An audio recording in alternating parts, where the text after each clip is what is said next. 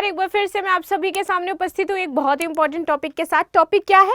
Rare laughing disease. अब आप कहोगे रेयर लाफिंग डिसीज की हम बात कर रहे हैं और हमने इनकी पिक क्यों लगा रखी है? क्योंकि ये हुआ है अनुष्का शेट्टी को। कुछ महंगी बीमारियां कुछ महंगे लोगों को ही होती हैं, तभी पूरी जनता को पता चलता है कि इस तरह की कोई बीमारी भी है। ठीक है, तो आप में से सबसे पहले तो मुझे ये बताओ कितने सारे लोगों को पता था कि हंसना एक बीमारी भी है, ये एक लाफिंग डिसीज है जो कि अभी देखी गई है, क्योंकि ये rare of the rarest form में होती है और जो अभी इन पर डायग्नोस की गई है कि ये इनमें देखने को मिली है बीमारी। ठीक है, तो यही टॉपिक आज हम डिस्कस करेंगे। आखिर ये बीमारी होती क्यों है, कैसे हम इसे निजात पा सकते हैं और इसमें कौन से हमारी नर्व्स या इस तरीके से चीजें प्रभावित होती हैं। ठीक है, तो चलिए शुरुआत कर लेते हैं आज के लेक्चर की। इससे पहले लेकिन आपके लिए सूचना है। सूचना क्या है कि हमारे यूपीएससी और पीसीएस के बैच में आपको 75% तक का डिस्काउंट दिया जा रहा है आपकी फी में। तो जो भी बच्चे ज्वाइन करना चाहते हैं जल्द से जल्द ज्वाइन कर सकते हैं, क्योंकि ऑफर लिमिटेड समय के लिए। न्यूज ये थी कि Baahubali Anushka Shetty suffered from rare laughing disease and what is it, क्या होता है आखिर ये।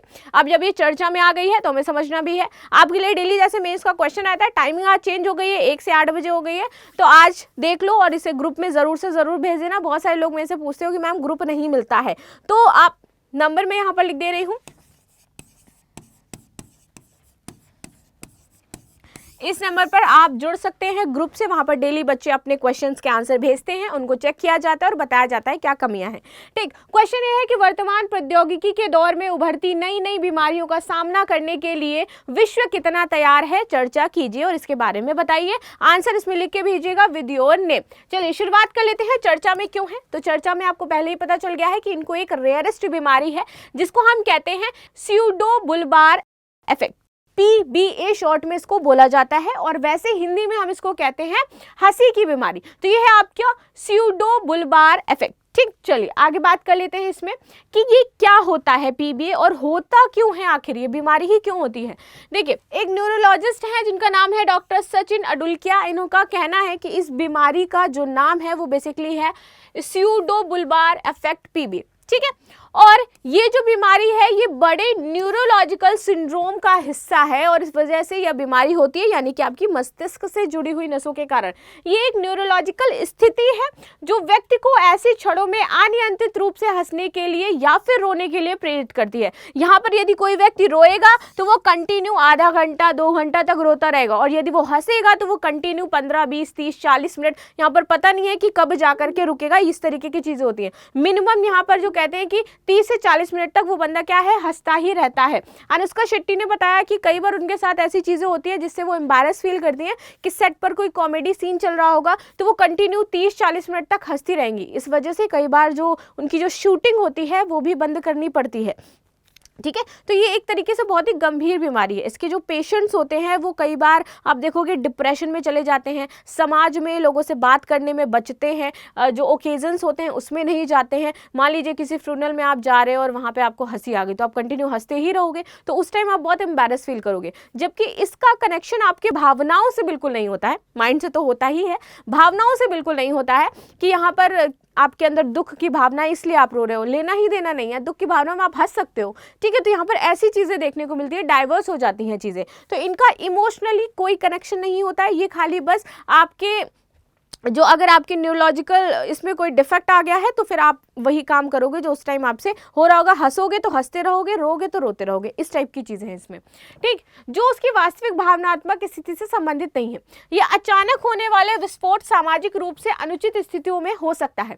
इस दौरान लोगों को शर्मिंदगी भी फील होती है, अवसाद और चिंता भी ये पैदा करते हैं। आप देखोगे इसमें बोलने में समस्या यानी कि डियोथ्रिया और भोजन और तरल पदार्थों को निगलने में कठिनाई होती है। जिसको ये बीमारी होती है, अगर कैसे पहचानना है तो उसको भोजन को निगलने में समस्या होगी और साथ ही साथ बोलने में प्रॉब्लम होगी जब वो बोल रहा होगा। ठीक, इस विकार का कारण क्या है, तो आप देखोगे कि हमारी भावनाओं को नियंत्रित करने वाले कई तंतु होते हैं। चेहरे, जीभ और गले की आप देखोगे मांसपेशियां होती हैं जो मस्तिष्क के शीर्ष भाग से निकलती हैं। यहाँ से हमारे माइंड से ये क्या होती है, निकलती हैं, जिसे हम क्या कहते हैं, कॉर्टेक्स कहा जाता है इनको। विभिन्न तंत्रिका मार्गों के माध्यम से इन तंतुओं द्वारा भेजे गए संकेत मस्तिष्क के सबसे निचले हिस्से तक पहुंचाए जाते हैं, और जब ये मार्ग आपका क्या होता है, अवरुद्ध हो जाता है, यानी कि वो मैसेज ही नहीं पहुंचा पा रहा है ऊपर, तब ये सारी जो दिक्कतें हैं वो देखने को मिलती हैं। जब ये मार्ग क्या होता है, बाधित हो जाता है, ठीक है, या फिर बाय बर्थ बाधित होते हैं या फिर किसी कारणवश बाधित हो जाते हैं। तो यहाँ पे लिखा है बाधित या बाधित होते हैं, यानी कि अगर स्टार्टिंग में है, पैदा ही वो कोई बच्चा इस विकार के साथ हुआ है, तब ये चीजें देखने को मिलेगी, या तो किसी कारणवश गिरने से या कोई चोट लगने से उसमें ये विकार उत्पन्न हो गया है, तब ऐसी चीजें देखने को मिलती हैं। तो ये अव्यवस्थित या अतिरंजित भावनाओं का परिणाम हो सकते हैं, जिसमें व्यक्ति की भावना और उसकी अभिव्यक्ति के तरीके बेमेल पैदा कर देते हैं, कि उसके अंदर भावना कोई और है और वो चीजें क्या आपके सामने प्रदर्शित कोई और कर रहा है, और ये ऐसा वो जानबूझकर नहीं करता है, ये उसके माइंड से ही कनेक्ट हो जाती हैं चीजें। मान लीजिए कि कहीं रोने वाली स्थिति है, अब उसका मैसेज ऊपर तक हंसने का पहुंच रहा है, तो वो हंसता रहेगा इंसान, वो रो नहीं पाएगा। तो ये वाली प्रॉब्लम यहाँ पर होती है। ठीक है, स्ट्रोक, मल्टीपल स्क्लेरोसिस, पार्किंसंस रोग, मस्तिष्क ट्यूमर, मिर्गी, एमियोट्रोफिक लेटरल स्क्लेरोसिस, दर्दनाक मस्तिष्क की चोट और अल्जाइमर रोग जैसी बीमारियां या स्थितियां स्टियोबुलबार प्रभाव पैदा कर सकती हैं। और ये आपका, यदि इनमें से आपको कोई बीमारी हो रही है तो ये आपके इन बीमारियों के नतीजन ये पैदा हो सकता है, आपके अंदर ये डिफेक्ट हो जाएगा। ठीक है, आगे बात कर लेते हैं इसका प्रभाव किसे पड़ता है। देखिए, यह स्थिति आमतौर पर वृद्ध लोगों को प्रभावित करती है, लेकिन युवा लोगों में यह बेहद असामान्य बात है, नहीं हो सकती है, लेकिन यदि हो रही है तो ये समस्या है।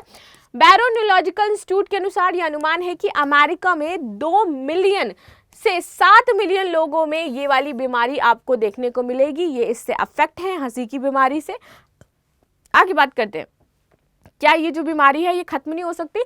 तो इसके चांसेस ये बताए जा सकते हैं कि सिर्फ 41% तो इसका निजात पाया जा सकता है, लेकिन 100% हम इसको खत्म नहीं कर सकते हैं। ठीक है, तो यहाँ पर ये बातें बताई गई हैं कि इसका निदान जो है वो चुनौतीपूर्ण है, क्योंकि इसकी कोई दवाई नहीं है और इसी वजह से ये प्रॉब्लम जो है वो क्रिएट होती रहती है। तो आप ये मान लो कि एक तरीके से लाइलाजी बीमारी है। अगर आपको डिफेक्ट हो गया है, ये चीज़ें हो गई हैं, अगर बाई बर्थ हैं या फिर किन्हीं कारणवश हो गई, तो ये आपके साथ अंत तक चलने वाली है। तो ये इस तरीके की डिसीज़ होती है। आप सभी मुझे बताइए कि और कौन कौन सी ऐसी डिसीज़ है जो आपने फर्स्ट टाइम सुनी है, या फिर ये भी बताना कि ये डिसीज़ का जो नाम है आपको पहले से पता था या आप जानते थे, और आपकी क्या राय है ये भी मुझे ज़रूर बताइएगा। तो मिलते हैं नेक्स्ट क्लास में, तब तक के लिए धन्यवाद। लाइक शेयर सब्सक्राइब करना बिल्कुल भी ना भूलें। Thank you.